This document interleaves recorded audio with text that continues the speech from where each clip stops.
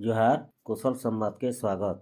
आजिकाली प्राय देखा लगे मिलूचे जे महिला मानकर बेकनु सुना चेन लुटिकी फेरार मारुछन दुर्बृत्त माने। घटना जेतकी दिनु दिन के बढ़ी चलीचे आमे साधारण जनता भी सचेतन नहीं हबार।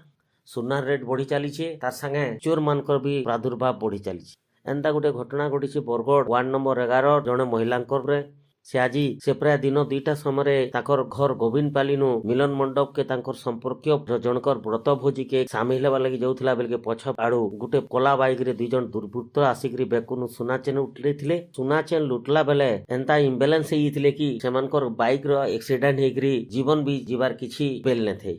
इनु आमे कहबार लगी चाहूछु से दुर्बृत्त माने असामाजिक आन से तो चोरान ताकर काम से करबे। सुनार रेट जेन हिसाब से बढ़लान जनकर सुना चेन चुरे नबार निश्चित भाव लक्षाधिक टंकार क्षति होवार सह जीवन भी जीवार संभावना रोचे।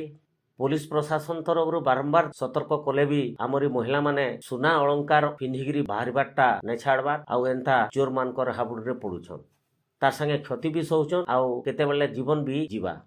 महिला माने अलंकार शौकियान किंतु ताहा बोलिकरी जे आमे निजर जीवन के बाजी लगेकरी आमे अलंकार पिन्धमा ता संगे लक्षाधिक टंकार क्षति सहमा इता ठानो बड़ दुखर कथा नान तो केबे सचेतन हमा।